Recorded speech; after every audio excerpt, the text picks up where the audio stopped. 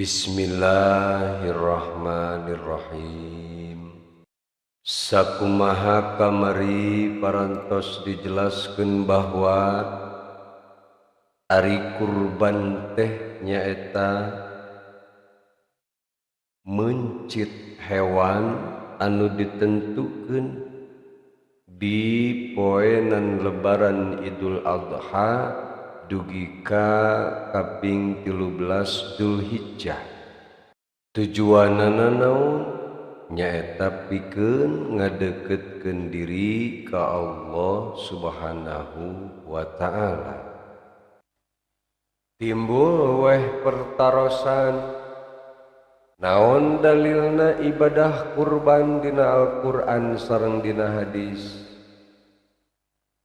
Sebab lamun urang ibadah teu boga dalil atawa teu nyaho dalil, sok gampang dieureunkeun ku batur. Zaman ayeuna mah geus loba kelompok anu hayang ngancurkeun Islam dengan alasan bid'ah lah, dengan alasan eueuh ti dituna lah. Hampir semua kegiatan ibadah dibid'ah-bid'ahkeun. Ngaji Yasin bid'ah, tahlil dibid'ahkeun, lieur aing mah. Jarah dibid'ahkeun, bahkan musyrik cenah lamun jarah eueuh ti dituna, eueuh tina hadisna, ya Allah. Padahal lain eueuh ti dituna, atuh arek nyaho ti mana, da urang ka ditu ge encan. Lain eueuh hadisna, atuh da ngaji hadisna ge henteu urang mah. Urang mah lain ahli hadis, tapi urang mah ahli hadas. Sakedeung-kedeung hadas gede, sakedeung-kedeung hadas gede, komo usum tiris mah. Unggal mandi ngan nawaitul ghusla di rabbil hadasil akbari.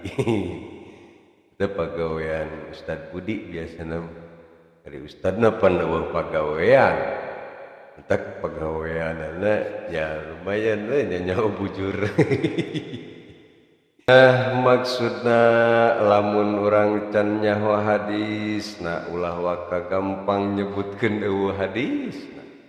Korehan heula, lamun can nyaho dalilna ulah waka nyebutkeun eueuh dalilna, tapi korehan heula, tanyakeun heula gitu. Mentak neangan dalilna ulah di Google, teanganana kitab, tanyakeunna langsung ka kiai. Bahayana neangan dalil di Google, lamun kuota ente beak ripuh, dalil can kapanggih kuota geus beak, nyebut we eueuh dalilna, lain eueuh dalilna eta kuota sia beak. Dalil parentah ngalaksanakeun kurban dina Al-Qur'an aya sababaraha ayat ngan supaya gampang diinget.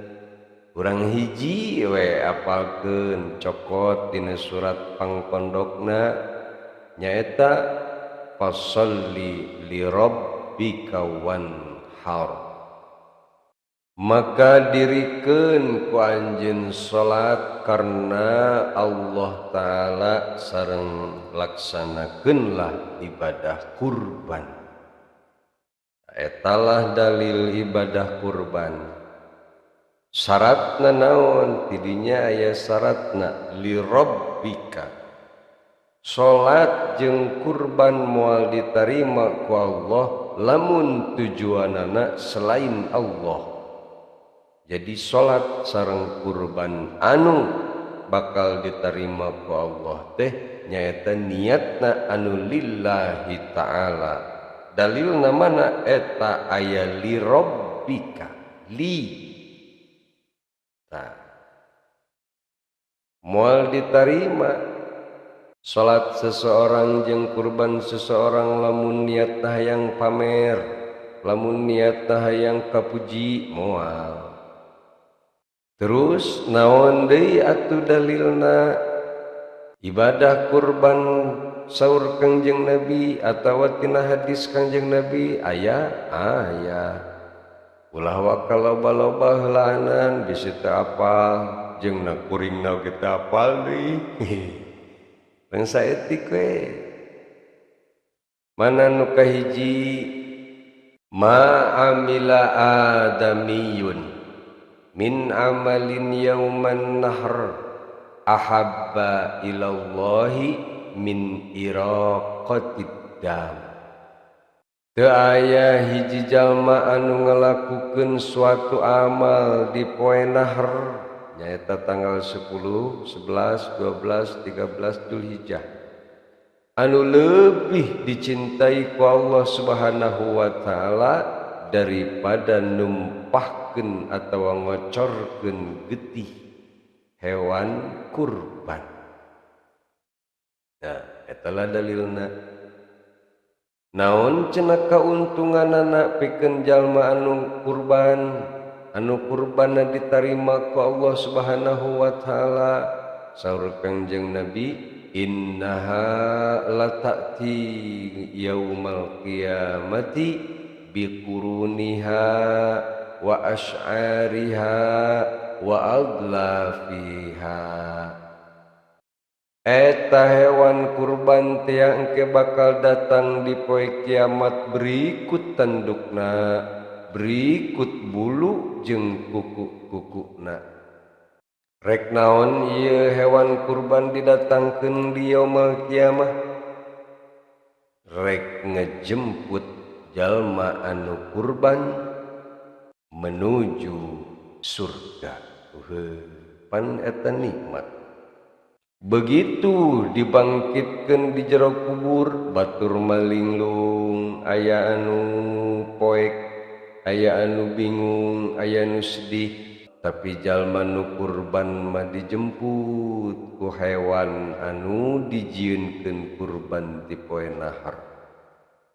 Atuh meureun cenah geuleuh urang naek embe, lain embe engke marupana atuh engke mah bakal jadi kendaraan anu sangat istimewa. Geuleuh aing oge lamun misalkeun naek embe mah. Ngan sekalipun ku Allah dijieunkeun embe-na atuh moal sarua jeung embe ayeuna pastina ge beda. Etalah keuntungan jalma anu kurban. Saking kuresep-resepna Allah kana amalan kurban di poe nahr. Wa innad dama la yaqa'u minallahi bimakanin qabla ay yaqa'a minal ardi. Saking kuresep-resepna Allah kana jelema anu ngorbankeun hewan di poe nahr, ieu amalan jalma anu kurban langsung ditarima ku Allah samemeh getih eta hewan teh murag datana. Masyaallah ku gancang-gancangna Allah nerima jalma anu ibadah kurban. Fatibu biha nafsan, maka bersihkeunlah ku anjeun jiwa-jiwa araranjeun ku ibadah kurban. Ialah hadis riwayat Al-Hakim, Ibnu Majah sareng At-Tirmidzi. Hadis anu lainna aya keneh aya mana nyaeta hadis anu diriwayatkeun ku Sayyidina Anas ibni Malik, dhaha Rasulullah sallallahu alaihi wasallam bikabsyaini amlahain wa aqranain fara'aituhu wadi'an qadamahu ala sifahiha yusammi wa yukabbir fadabahahuma biyadihi. Rasulullah sallallahu alaihi wasallam pernah ngalaksanakeun kurban 2 ekor domba anu warnana putih bersih jeung tandukna oge bagus. Kemudian saur Sayyidina Anas ibni Malik, anjeunna ningali ka Rasulullah meletakkeun atawa nyimpen sampeanana di atas tanduk palih kanan hewan kurban eta sambil nyebut nama Allah sareng bertakbir. Rasulullah sallallahu alaihi wasallam saur Sayyidina Anas ibni Malik mencit hewan kurbana ku nyalira. Nah nu matak sunat lamun urang arek kurban bisa mencitna pencit ku sorangan. Sunat eta teh ngan lamun teu bisa nita ka batur. Tah nu matak ka panitia kurban atawa ka ustad lamun aya tetangga atawa jamaah anu mencit kurban ku sorangan ulah dipoyokan, justru eta teh ngalaksanakeun parentah Nabi atawa ngalaksanakeun sunnat Nabi.